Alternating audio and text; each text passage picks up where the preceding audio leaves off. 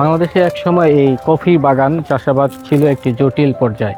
বিশেষ করে পাহাড়ি অঞ্চলগুলোতে এই কফি চাষাবাদ হতো। তবে এখন কিন্তু সমতল ভূমিতে ব্যাপকভাবে কফি চাষাবাদ হচ্ছে। এখন এই মুহূর্তে আমি রয়েছি নরসিংদী পলাশ উপজেলার মালিতা গ্রামে। আমি যদি এই কফি বাগানটিতে আপনাদেরকে দেখাই যে প্রচুর ফলন কিন্তু এই কফি বাগানটিতে এসেছে এবং এই কফি এখন কিন্তু গাছ খেয়ে রয়েছে। বলা যায় যে কফির যে চিত্র সেটি আপনারা এই ছবিতে যদি না দেখেন তাহলে বুঝতে পারবেন যে এখানে কাঁচা পাকা কফি কিন্তু ঝুলে আছে। আমরা যদি এই বাগানটির চিত্র দেখাই, এই যে এখানে একটি গাছ যদি আমরা দেখানোর চেষ্টা করি, এই গাছটিতে প্রচুর কফি কিন্তু ফলন এসেছে। এই কফি কিন্তু পেকেও রয়েছে এবং এই বাগানটি কিন্তু দিয়েছে এই মালিতা গ্রামের রায়হান ভূঁইয়া নামে এক যুবক। তিনি এই বাগানটি এই পলাশের জন্য প্রথম কফি বাগান দিয়েছে এবং দেখতে পাচ্ছেন যে আলহামদুলিল্লাহ ব্যাপক ফলন এসেছে এবং খুবই দেখতে খুবই চমৎকার।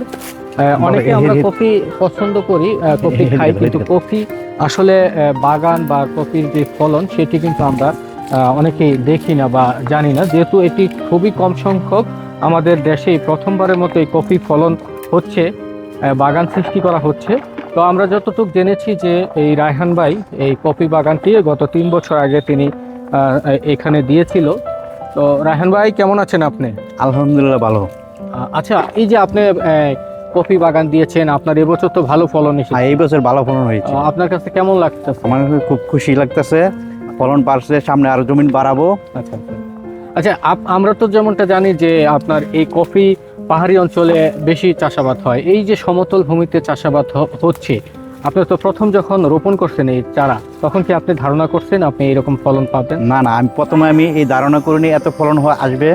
এখন আল্লাহর রহমত দেখছি ফলন খুব ভালো, সামনে আরো জমিন বাড়াবো।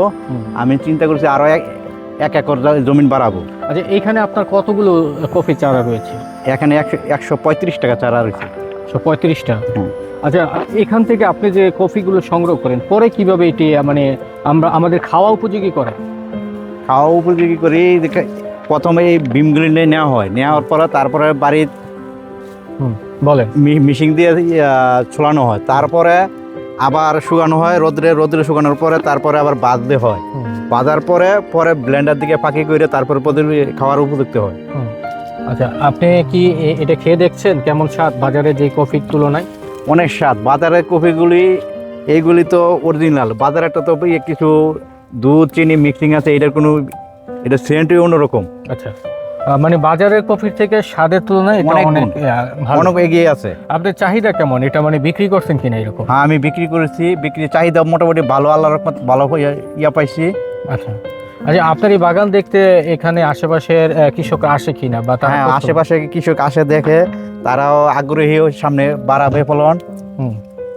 আজকে আপনি কি করতেছেন? এই যে আমি এইগুলি তোলা হইতেছে, তারপরে এইগুলি ছোলানো হবে, ছোলানোর পরে তারপরে আবার শুকানোর পরে তারপরে আবার করতে হবে, ভেজে প্রক্রিয়া করতে বিক্রি করা যায়। আবার দর্শক শুনছিলেন যে এখানকার রায়হান ভাইয়ের কথা। আমরা যদি আপনাদেরকে কফি বাগানটি দেখাই, এখানে তিনি 135টি কফি গাছ রোপণ করেছেন। মোটামুটি বলা যায় যে সবগুলো গাছেই কিন্তু ফলন এসেছে এবং ভালো আকারে ফলন এসেছে এবং তিনি কিন্তু খুব আশাবাদী যে এই কফিকে নিয়ে সামনে হয়তো তিনি আরো বড় করে এই কফি বাগান করবে। তো দর্শক, আপনারা যারা এই কফি বাগান করতে চান তারা স্থানীয় নির্দিষ্ট কৃষি অফিসে যোগাযোগ করবেন এবং সেখান থেকে কফি কিভাবে চাষাবাদ করতে হয় সেটির পরামর্শ নেবেন। তো আশা করা যায় যে এই কফি বাগান করে আপনারা লাভবান হবেন।